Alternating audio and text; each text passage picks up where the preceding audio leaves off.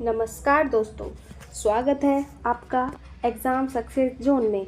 अगर आप UP triple SC, SSC, railway, super TET या अन्य किसी भी प्रतियोगी परीक्षा की तैयारी कर रहे हैं तो आज की यह क्लास आपके लिए बहुत महत्वपूर्ण है।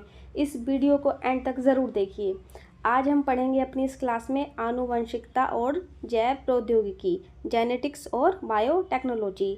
और यह तो जो टॉपिक है लगभग सभी परीक्षाओं में पूछा जाता है, इसलिए हमारी इस क्लास को पूरे ध्यान से देखिए। और अगर आपको हमारी क्लास पसंद आए तो हमारे चैनल को सब्सक्राइब करिए। ठीक है, चलिए अब बिना देरी के हम अपनी क्लास को आज स्टार्ट करते हैं। हमारा जो पहला इसमें भाग है आनुवंशिकी, तो हमारा पहला भाग है आनुवंशिकी। ठीक है, ये आनुवंशिकी को शुरू करने से पहले हम जान लेते हैं कि आनुवंशिकी होता क्या है। देखिए क्या है, जीव विज्ञान की एक शाखा है जिसमें वंशागति और विविधता का अध्ययन होता है। यानी वंशागति और विविधता का मतलब होता है यानी जो माता पिता से जो बच्चों को गुण स्थानांतरित यानी ट्रांसफ़र होते हैं उसका अध्ययन किया जाता है कि किस प्रकार से माता पिता से गुणों का ट्रांसफ़र होता है और कैसे उन गुणों में वेरिएशन यानी विविधता दिखाई देती है। क्योंकि जैसे होता है, जैसे बच्चे होते हैं कि हर बच्चा एक जैसा नहीं होगा। कोई ज़रूरी नहीं है कि जैसे माँ बाप में बिल्कुल पूरा बच्चा एक जैसा हो, और माँ बाप की अगर 2 संतानें हैं तो उस दोनों संतानें एक जैसी हो। तो माता पिता से बच्चों में गुणों का स्थानांतरण और उनमें भी जो है विविधता देखने को मिलती है। इसी चीज़ का अध्ययन हम क्या करते हैं, जेनेटिक्स में। ठीक है, तो अब हम शुरू करते हैं अपना पहला प्रश्न। आनुवंशिकी यानी जेनेटिक्स का जनक किसे कहा जाता है?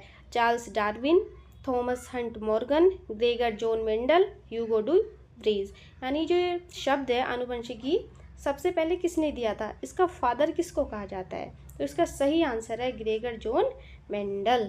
ठीक है, हमारा अगला प्रश्न है, मेंडल ने अपने आनुवंशिकी के ऐतिहासिक प्रयोग किस पौधे पर किए थे? यानी जो वैज्ञानिक है मेंडल, इन्होंने आनुवंशिकी का पता लगाने के लिए इसके प्रयोग किस पौधे पर किए थे? मीठी मटर, स्वीट पी, गार्डन मटर, फील्ड पी, जंगली मटर, सरसों। तो इसका सही आंसर है गार्डन पी। ठीक है, हमारा अगला प्रश्न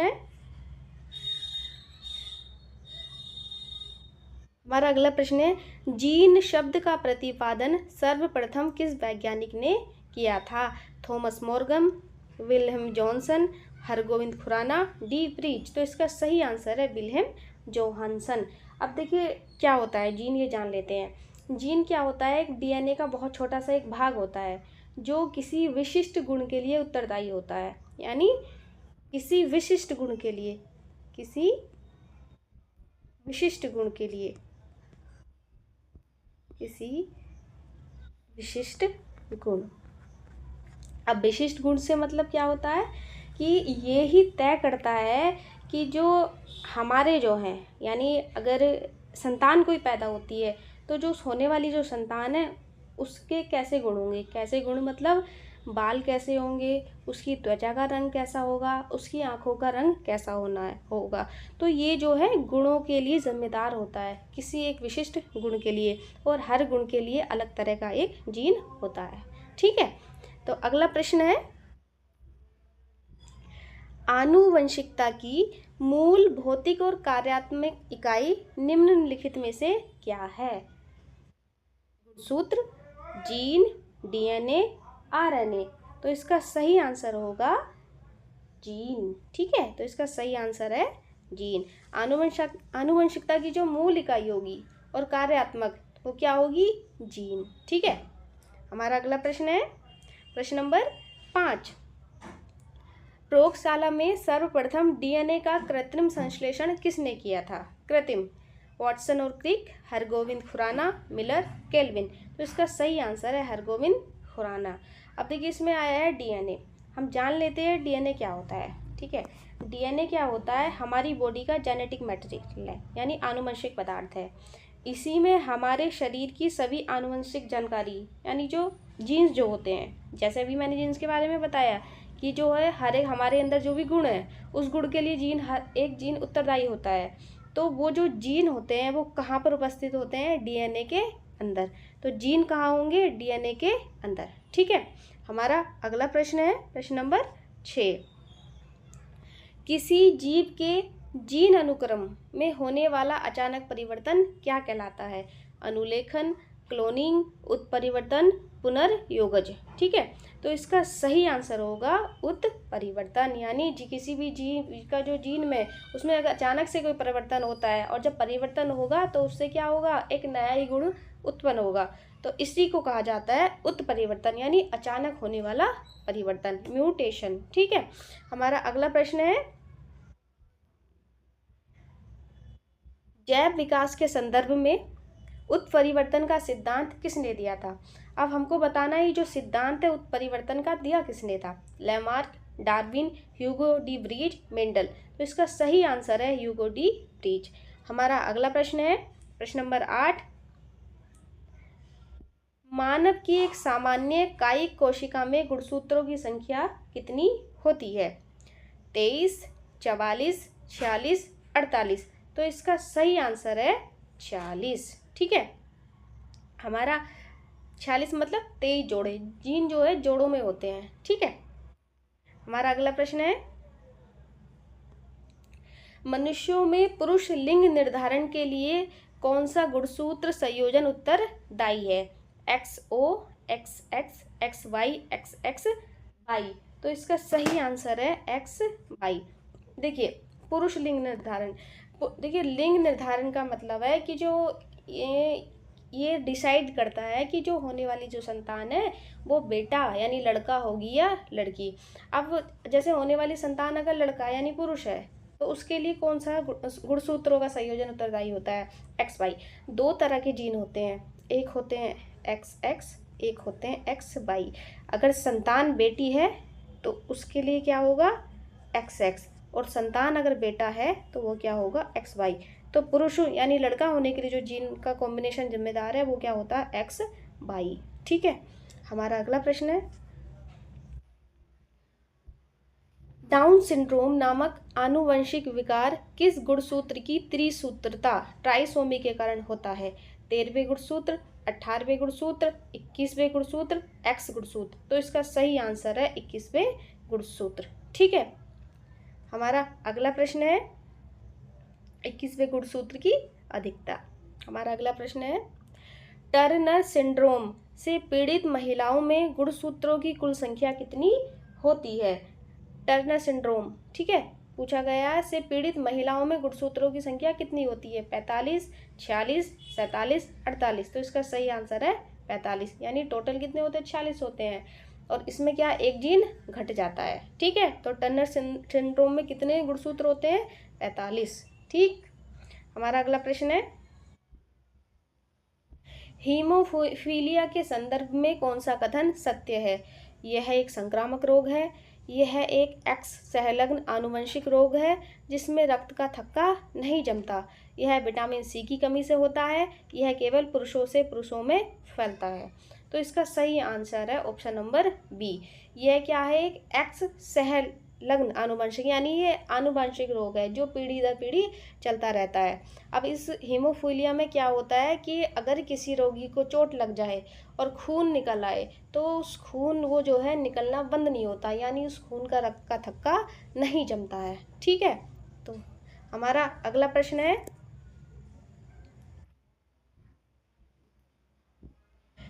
वर्णांधता कलर ब्लाइंडनेस से पीड़ित व्यक्ति मुख्य रूप से किन रंगों में अंतर नहीं कर पाता है? नीला और पीला, हरा और काला, लाल और हरा, सफ़ेद और लाल। तो इसका सही आंसर है लाल और हरा। अब ये जो वर्णांधता है, कलर ब्लाइंडनेस, ये भी क्या है? एक आनुवंशिक रोग होता है। इससे पीड़ित जो व्यक्ति होता है उसे क्या होता है? लाल और हरे रंग की वो व्यक्ति पहचान नहीं कर पाता है। ठीक है। हमारा अगला प्रश्न है, हस्याकार कोशिका आरक्तता सिकल सेल एनीमिया रोग में मानव शरीर का कौन सा भाग प्रभावित होता है? बीमारी है ये हस्याकार कोशिका आरक्तता सिकल सेल एनीमिया। ये बहुत पूछा जाता है, सिकल सेल एनीमिया। ठीक है, पूछा गया है कि मानव शरीर का कौन सा भाग इसमें प्रभावित होता है।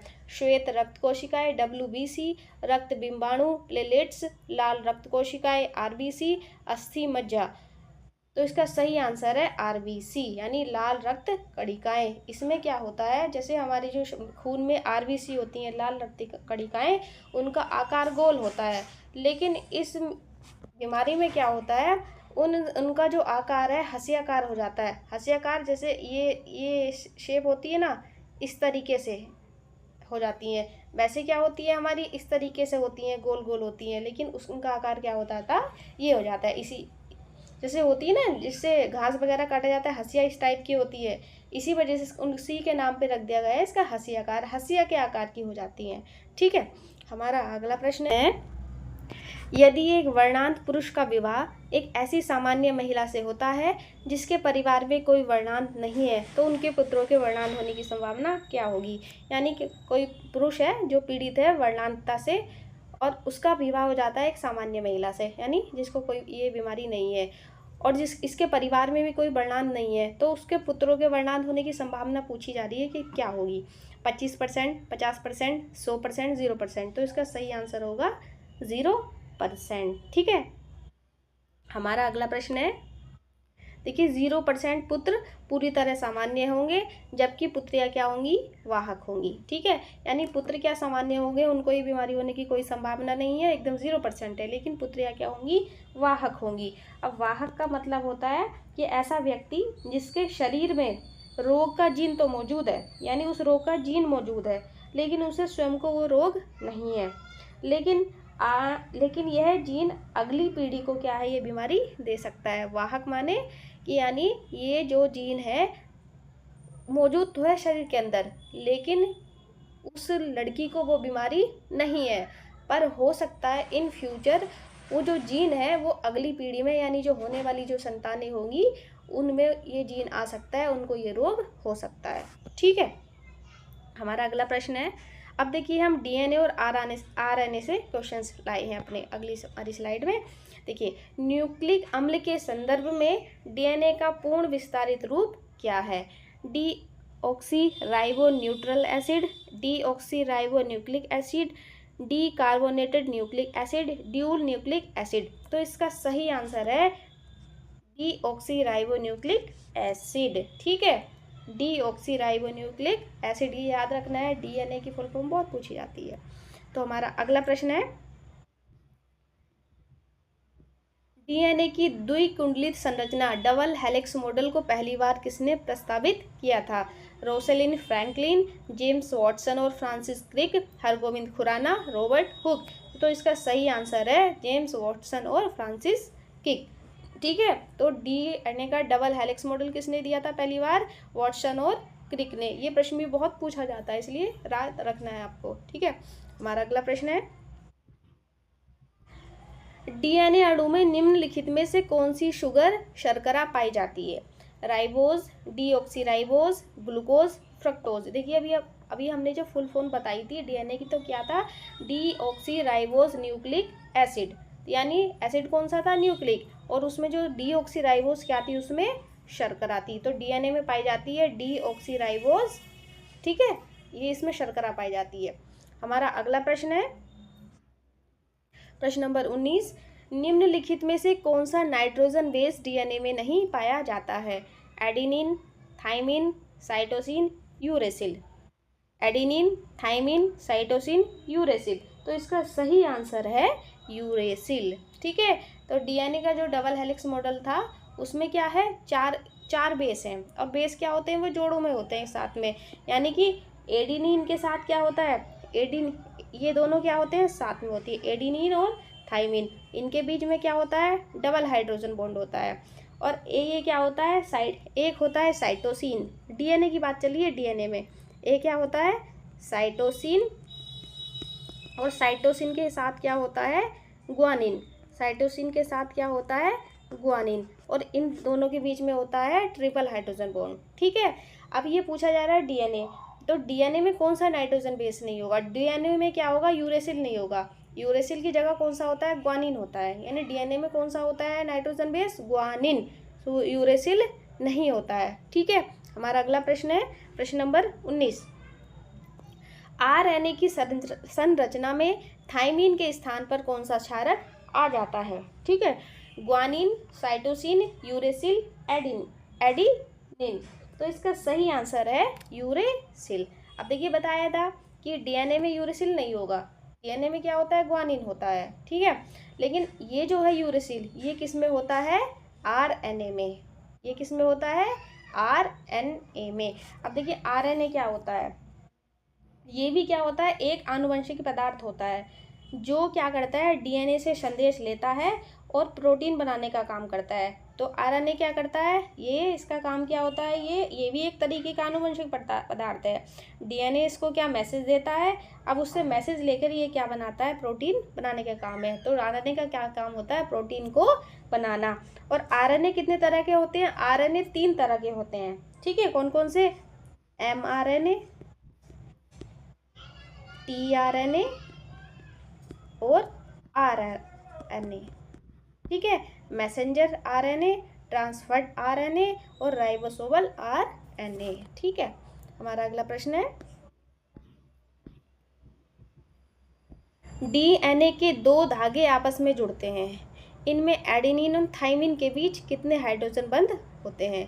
डीएनए के 2 धागे आपस में जुड़े होते हैं, इनमें एडेनिन और थाइमिन के बीच कितने हाइड्रोजन बंध होते हैं? अभी हमने बताया था जो एडेनिन होता है उसके साथ क्या होता है, थाइमिन होता है। ठीक है, और डीएनए की बात चल रही है। ठीक है, और जो साइटोसिन होता है उसके साथ क्या होता है, ग्वानिन होता है। एडेनिन और थाइमिन के बीच कौन सा होता है, हाइड्रोजन बॉन्ड। ठीक है, और साइटोसिन और ग्वानिन के मध्य कौन सा होता है, ट्रिपल हाइड्रोजन बॉन्ड। तो इसके बीच कितने हाइड्रोजन बॉन्ड हैं, 2। कितने हैं, 2। ठीक है, हमारा अगला प्रश्न है, डीएनए संरचना में साइटोसिन और ग्वानिन के मध्य कितने हाइड्रोजन बंध हैं? अब देखिए प्रश्न भी आ गया, डीएनए संरचना में साइटोसिन और ग्वानिन के मध्य कितने हाइड्रोजन बंध है? तो क्या बताया था अभी, तो इसका सही आंसर होगा 3। ठीक है, हमारा अगला प्रश्न है, देखिए अगर आपको हमारी क्लास पसंद आ रही है तो प्लीज़ हमारे क्लास को लाइक करें और हमारे चैनल को सब्सक्राइब करें। ठीक है, हमारा सपोर्ट करें ताकि हम जो है डेली अच्छे से अच्छा कंटेंट आपके लिए लाते रहें। ठीक है, परीक्षा उपयोगी कंटेंट लाते रहें। केंद्रक न्यूक्लियस के अतिरिक्त डीएनए निम्नलिखित में से किस कोशिकांग में उपस्थित होता है? यानी डीएनए कहाँ होता है, केंद्रक में। पूछा गया है केंद्रक के अलावा और कौन सा कोशिका का अंग होता है जिसमें ये उपस्थित होता है? अंतः प्रद्रव्यीय जालिका, गोल्जिकाय, लाइसोसोम, माइटोकॉन्ड्रिया और क्लोरोप्लास्ट। तो इसका सही आंसर है माइटोकॉन्ड्रिया और क्लोरोप्लास्ट। ठीक है, माइटोकॉन्ड्रिया को क्या कहा जाता है, शरीर, इसको क्या कहा जाता है, कोशिका का पावर हाउस।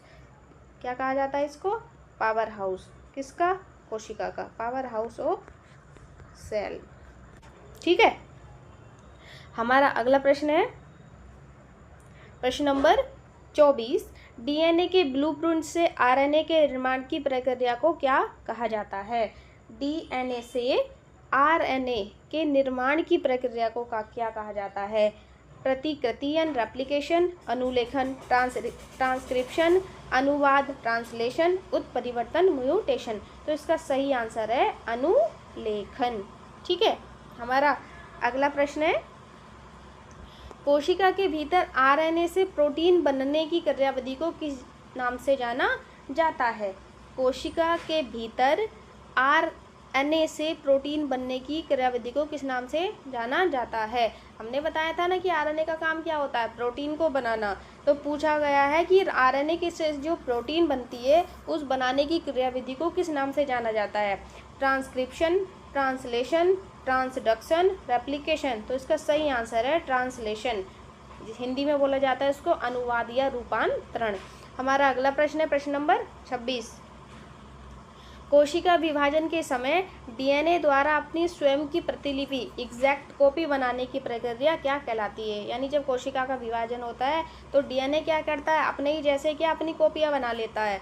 तो इसको क्या कहा जाता है कि स्वयं की प्रतिलिपि बनाने की क्रिया को? Translation, transcription, replication, mutation. तो इसका सही आंसर है प्रतिकृतियन, ठीक है, रेप्लिकेशन, अपने ही जैसी कॉपी बनाने को। ठीक, हमारा अगला प्रश्न है, डीएनए से आनुवंशिक कूट को लेकर प्रोटीन निर्माण स्थल यानी राइबोसोम तक जाने वाले संदेशवाहक आरएनए को क्या कहते हैं? यानी डीएनए से आनुवंशिक कूट को लेकर प्रोटीन निर्माण स्थल राइबोसोम तक जाने वाले संदेशवाहक आरएनए को क्या कहते हैं? हमने बताया था आरएनए क्या डीएनए से संदेश लेता है, संदेश लेकर क्या करता है, प्रोटीन निर्माण करता है। अब देखो, प्रोटीन निर्माण आरएनए के अंदर जहाँ पर प्रोटीन का निर्माण होता है उस जगह को कहा जाता है राइबोसोम, यानी प्रोटीन निर्माण स्थल है राइबोसोम।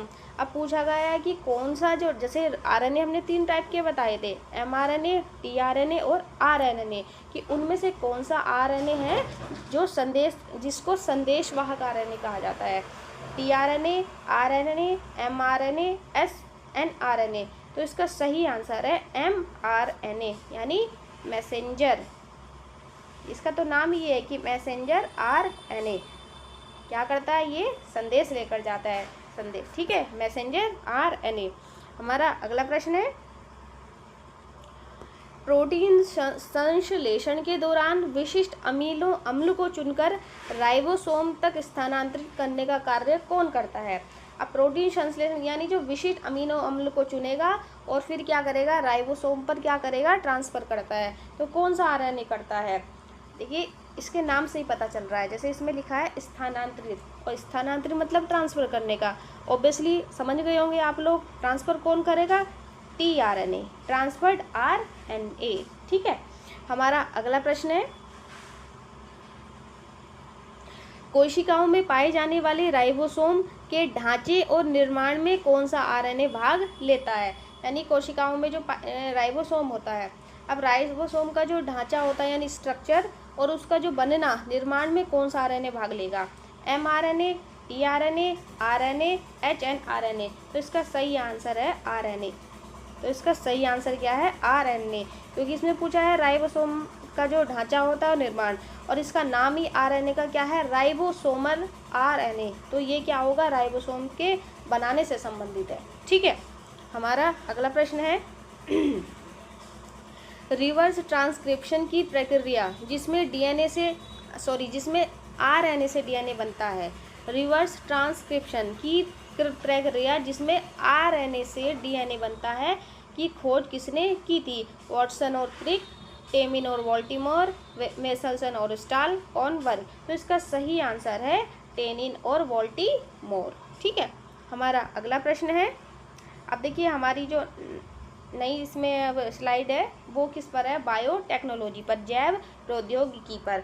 अब इसको पढ़ने से पहले हम जान लेते हैं कि जैव प्रौद्योगिकी यानी बायोटेक्नोलॉजी क्या होती है।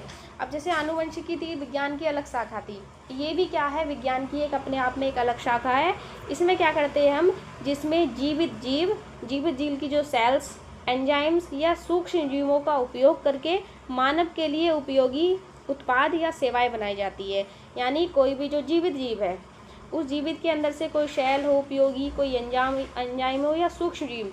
सूक्ष्म जीव कौन होते हैं, बैक्टीरिया, वायरस, फंगस, ठीक है, ये क्या होते हैं, हमारे सूक्ष्म जीव होते हैं। इनका उपयोग करके कोई मानव के लिए कोई भी बहुत ही क्या होता है, यूजफुल प्रोडक्ट या सेवाएं बनाई जाती है, ठीक है। अब देखिए, अब प्रश्न स्टार्ट करते हैं। विज्ञान की इस शाखा के लिए जैव प्रौद्योगिकी, बायोटेक्नोलॉजी शब्द का प्रयोग सर्वप्रथम किसने किया था? Louis Pasteur, Alexander Fleming, Karl Ereky, Robert Koch. तो इसका सही आंसर है कार्ल एरेकी। यानी जो बायोटेक्नोलॉजी है, इस शब्द का सबसे पहले यूज किसने किया था? कार्ल एरेकी, ठीक है। हमारा अगला प्रश्न है, जेनेटिक इंजीनियरिंग और बायोटेक में प्रयुक्त होने वाले किस एंजाइम को आणविक कैंची, मोलिकुलर सीजर कहा जाता है? DNA polymerase, restriction endonuclease, DNA ligase, RNA polymerase. तो इसका सही आंसर होगा रेस्ट्रिक्शन एंडोन्यूक्लिएज, ठीक है, रेस्ट्रिक्शन एंडोन्यूक्लिएज, ठीक है। हमारा अभी देखिए मोलिकुलर सीजर से संबंधित हमारा आगे क्वेश्चन है, तब मैं इसके बारे में आपको डिटेल में बताऊंगी, ठीक है। हमारा अगला प्रश्न है, दो पृथक डीएनए खंडों या जीनों को आपस में सिलने जोड़ने के लिए किस एंजाइम को आणविक गोंद के रूप में प्रयोग किया जाता है? Amylase, DNA ligase, pepsin, helicase. यानी जो दो अलग अलग क्या है पार्ट है डीएनए के या जीन है, उनको क्या है हमको आपस में एक करना है, जोड़ना है, सिलना है, तो उसके लिए किस एंजाइम का यूज़ किया जाता है, जिसको हम कहते हैं आणविक गोंद। ठीक है, amylase, DNA ligase, pepsin, helicase. तो इसका सही आंसर है डीएनए लाइगेज। ये याद रखेंगे, बहुत बहुत इंपॉर्टेंट क्वेश्चन है आपके सभी एग्जाम्स के लिए। ठीक है, डीएनए लाइगेज। हमारा अगला प्रश्न है प्रश्न नंबर 34। अपराधियों और पैतृक विवादों को सुलझाने वाली डीएनए फिंगरप्रिंटिंग तकनीक का विकास मूलतः किसने किया था? Doctor Lalji, sir Alex Jeffreys, Kary Mullis, Francis Crick. तो इसका सही आंसर है सर एलेक्स जेफरीज। ठीक है, यानी होता है ना डीएनए फिंगरप्रिंटिंग का बहुत आपने यूज़ सुना होगा। इसमें क्या होते हैं, जो क्रिमिनल्स होते हैं, अपराधी होते हैं, या कोई पुराना जैसे विवाद चलता आ रहा है कि जैसे होता है ना, चलता है जैसे डीएनए टेस्ट वगैरह होता है कि संतानों को लेकर अगर किसी को डाउट होता है कि ये बच्चा हमारा है या किसी और का है, तो उसके लिए हम क्या करेंगे, उनके जो फिंगरप्रिंट होता है डीएनए उनको मैच कराया जाता है। ऐसे जो क्रिमिनल्स होते हैं, अपराधी, उनका भी क्या होता है, फिंगरप्रिंट को मैच किया जाता है, जिससे हमें जो असली अपराधी है वो उससे हमारा पता लगाया जा सकता है। ठीक है, और ये जो टेक्निक है डीएनए फिंगरप्रिंटिंग, इसका मूलतः विकास किसने किया था सर एलेक्स जेफरीज ने। हमारा अगला प्रश्न है भारत सरकार का प्रसिद्ध संस्थान डीएनए फिंगरप्रिंटिंग और डायग्नोस्टिक केंद्र CDFD कहाँ पर स्थित है? नई दिल्ली, बेंगलोर, हैदराबाद, पुणे। तो इसका सही आंसर है हैदराबाद। ठीक, हमारा अगला प्रश्न है डीएनए की लाखों प्रतियां बहुत कम समय में तैयार करने वाली PCR तकनीक का पूर्ण रूप क्या है? यानी डीएनए की जो कॉपीज को बहुत कम समय में ये तैयार कर सकती है, पूछा गया है जो PCR टेक्निक होती है, इसका फुल फॉर्म पूछा गया था। PCR का पूरा नाम protein chain reaction, polymerase chain reaction, polycitric reaction, primary cellular application. तो इसका सही आंसर है पॉलीमरेज चेन रिएक्शन। कभी कभी क्या होता है, इसमें साइंस टेक्नोलॉजी में सीधा PCR तकनीक का पूरा नाम पूछ लेते हैं क्या होती है, तो पॉलीमरेज चेन रिएक्शन। अगर ऐसे नहीं पूछते तो ये रिएक्शन पूछ लेते हैं कि डीएनए की लाखों प्रतियां बहुत कम समय में तैयार करने वाली तकनीक कौन सी है, PCR तकनीक। इस तरह से क्वेश्चन किसी तरीके से पूछा जाता है। ठीक है, हमारा अगला प्रश्न है आनुवंशिक रूप से तैयार यानी जो क्लोन्ड होते हैं, विश्व का पहला स्तनधारी जंतु कौन था? सबसे पहले कौन सा जो मैमल होते हैं स्तनधारी जंतु बनाया गया था क्लोन? डोली नामक भेड़, नूश नामक बकरी, काव्या नामक भैंस और फेरी नामक गाय। तो इसका सही आंसर है डोली नामक भेड़। यानी डोली एक भेड़ थी जिसका नाम डोली रखा गया था, सबसे पहले इसका क्लोन तैयार किया गया था स्तनधारी। अगला प्रश्न है प्रश्न नंबर 38 है हमारा कीट प्रतिरोधी कपास की फसल बीटी कॉटन में प्रयुक्त बीटी निम्नलिखित में से क्या है? यानी कीट प्रतिरोधी है ये कपास की फसल बीटी कॉटन में बीटी क्या है? एक प्रकार का विषाणु, वायरस, एक मृदा जीवाणु, एक कवक, एक कीटनाशक रसायन। तो बीटी क्या है इसमें? एक मृदा जीवाणु है।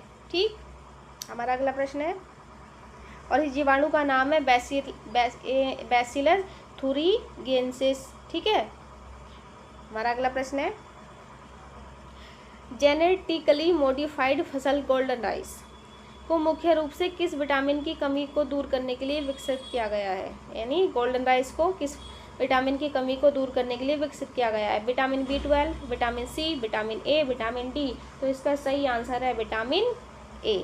ठीक, इसमें बीटा कैरोटीन प्रचुर मात्रा में होता है। हमारा अगला प्रश्न है फ्लेवर सेवर निम्नलिखित में से किस खाद्य पदार्थ की आनुवंशिक रूप से सुधारी गई किस्म है? ठीक है, और ये जितनी भी किस्म वगैरह सारी सुधारी जा रही हैं या जितने भी हाइब्रिड आजकल हमारी चीज़ें आती हैं ना, हाइब्रिड फसलें आ रही हैं, सब्जियां, दुनिया भर की चीज़ें सामान आ रहे हैं, वो सब में कौन सी टेक्नोलॉजी यूज होती है? बायोटेक्नोलॉजी। ठीक है, अब इसमें पूछा गया है कि फ्लेवर सेवर क्या है?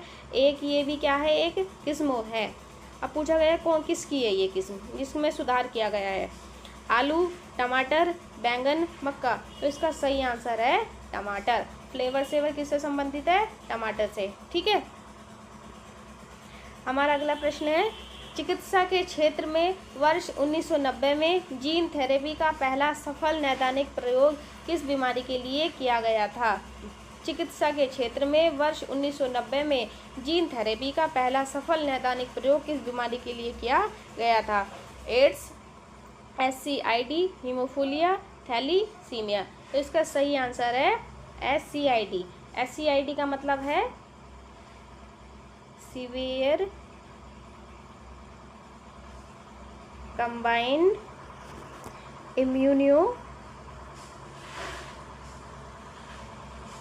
डेफिशिएंसी।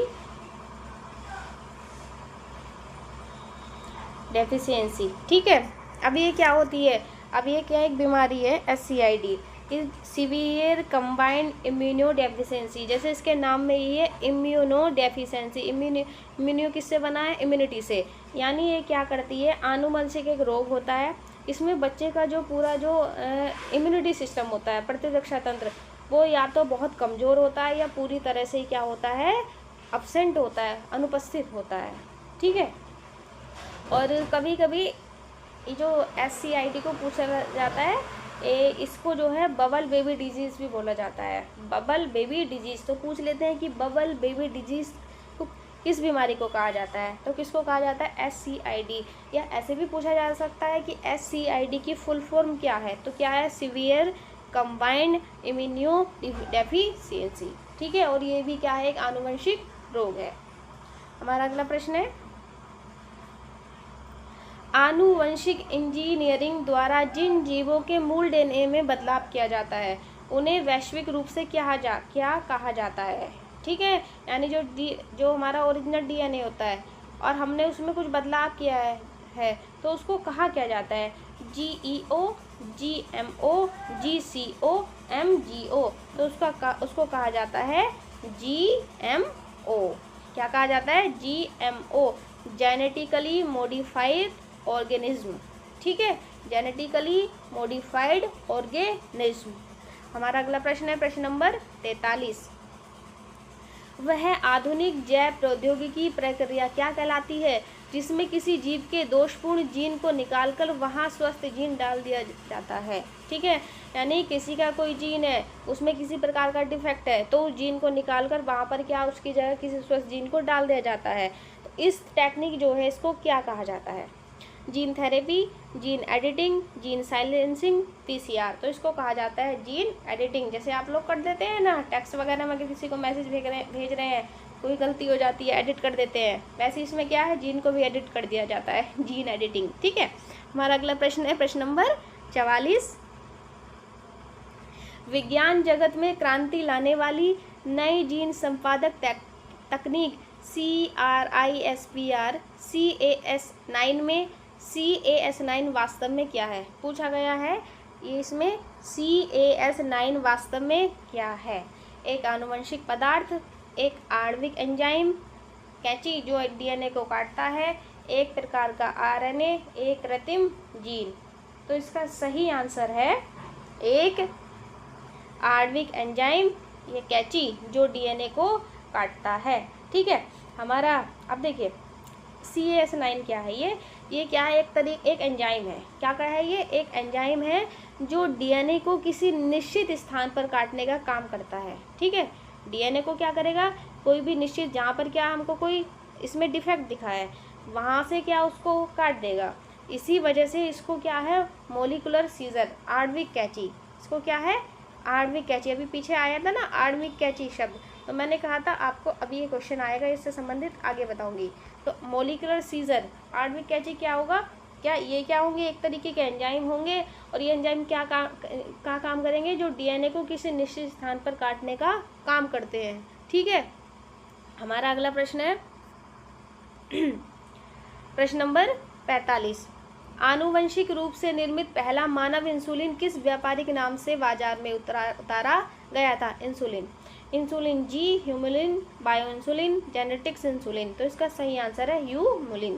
ठीक, हमारा अगला प्रश्न है मानव शरीर की वे अपरिपक्व कोशिकाएं क्या कहलाती हैं? जिनमें शरीर के किसी भी अंग की कोशिका के रूप में विकसित होने की असीम क्षमता होती है। यानी क्या होती है? ये अपरिपक्व इमैच्योर कोशिकाएं होती है, और शरीर का कोई भी अंग की जो कोशिका होती है के रूप में विकसित होने की बहुत क्षमता होती है। तो वो कोशिकाएं क्या होती हैं? लाल रक्त कोशिकाएं, तंत्रिका कोशिकाएं, स्टेम कोशिकाएं, हृदय कोशिकाएं। तो इसका आंसर है वे क्या होती है? हमारी स्टेम सेल्स। ठीक। और अगला प्रश्न है, जैव प्रौद्योगिकी द्वारा निर्मित इंटरफेरोन का प्रयोग चिकित्सा में किस बीमारी के नियंत्रण के लिए किया जाता है? इंटरफेरोन। अब देखिए इंटरफेरोन क्या होते हैं। इंटरफेरोन क्या है? ये शरीर द्वारा, ये हमारे ही शरीर द्वारा बनाए जाने वाले क्या होते हैं? प्रोटीन है। क्या है? ये प्रोटीन है जो वायरस के संक्रमण से रक्षा करते हैं। ठीक है। और प्रतिरक्षा तंत्र को मजबूत करते हैं, यानी कि हमारी बॉडी में होते हैं, और बॉडी में क्या बनाए जाने वाले क्या है? ये प्रोटीन है जो वायरस के संक्रमण से, अगर किसी भी बीमारी का कोई वायरस हमारे ऊपर क्या करेगा, एकदम अटैक करेगा, तो उससे क्या करते हैं? ये हमको प्रोटेक्ट करते हैं, और जो हमारा इम्यूनिटी सिस्टम होता है उसको मजबूत करते हैं। तो पूछा गया है कि किस बीमारी के नियंत्रण हेतु ये किया जाता है? मलेरिया, टीबी, कैंसर और वायरस जनित रोग, टिटनेस। तो इसका सही आंसर है कैंसर और वायरस जनित रोग। यानी किसी प्रकार का कोई वायरस जनित रोग होगा या कैंसर होगा, उसमें क्या होंगे? इंटरफेरोन क्या होते हैं? रक्षा करते हैं, प्रोटीन्स होते हैं ये। अब वायरस जनित रोग जैसे कि कोरोना आया था, और जैसे HIV है उसमें। ठीक। हमारा 48वां प्रश्न है, किसी जीव या मानव के संपूर्ण जीनों के अनुक्रम DNA सीक्वेंस की मैपिंग और उसके अध्ययन को क्या कहा जाता है? यानी किसी भी जीव का, जो मानव का पूरा जो जीन होगा उसका जो अनुक्रम है, उसकी मैपिंग और उसके अध्ययन को क्या कहा जाता है? Serology, cytology, genomics, taxonomy. तो इसका सही आंसर है जीनोमिक्स। हमारा अगला प्रश्न है प्रश्न नंबर 49, पर्यावरण प्रदूषण को कम करने के लिए जब सूक्ष्म जीवों का उपयोग करके हानिकारक तत्वों को नष्ट किया जाता है तो इस तकनीक को क्या कहते हैं? यानी कि पर्यावरण प्रदूषण को कम करने के लिए जब हम जो सूक्ष्म जीव होते हैं, सूक्ष्म जीव अभी मैंने आपको बताया था कौन कौन से होते हैं? बैक्टीरिया, वायरस, फंजाई, एल्गी, ये सब क्या होते हैं? हमारे सूक्ष्म जीव है। इनका उपयोग करके हानिकारक तत्वों को जब हम नष्ट करते हैं तो ये टेक्निक कौन सी होती है? Biomagnification, bio remediation, bio accumulation, biosensor. तो इसका सही आंसर होता है बायो रेमेडिएशन, जिसको हिंदी में कहा जाता है जैव उपचार। ठीक। हमारा प्रश्न नंबर 50, और ये आज की हमारी वीडियो का लास्ट प्रश्न है। भारत में आनुवंशिक रूप से संशोधित GM फसलों के परीक्षण और व्यावसायिक कृषि की मंजूरी देने वाली सर्वोच्च नियामक संस्था कौन सी है? मोस्ट इम्पोर्टेंट क्वेश्चन है ये। ठीक है। ICAR, CSIR, GEAC, FSSAI। तो इसका सही आंसर होगा GEAC, आनुवंशिक इंजीनियरिंग मूल्यांकन समिति। ठीक है। आनुवंशिक इंजीनियरिंग मूल्यांकन समिति। तो यहीं पर आकर क्या है, हमारे सभी क्या है प्रश्न समाप्त होते हैं। उम्मीद है आपको हमारी आज की क्लास पसंद आई होगी और आपके लिए बहुत ही उपयोगी साबित होगी। अगर आपको ये हमारी क्लास पसंद आई है तो अपने दोस्तों के साथ शेयर करें, और ऐसे ही एग्ज़ाम ओरिएंटेड कंटेंट के लिए हमारे चैनल एग्ज़ाम सक्सेस जोन को सब्सक्राइब करना ना भूलें। मिलते हैं नेक्स्ट क्लास में, और नेक्स्ट क्लास में भी हमारा यही टॉपिक रहेगा, जेनेटिक्स और बायोटेक्नोलॉजी। तब तक के लिए धन्यवाद।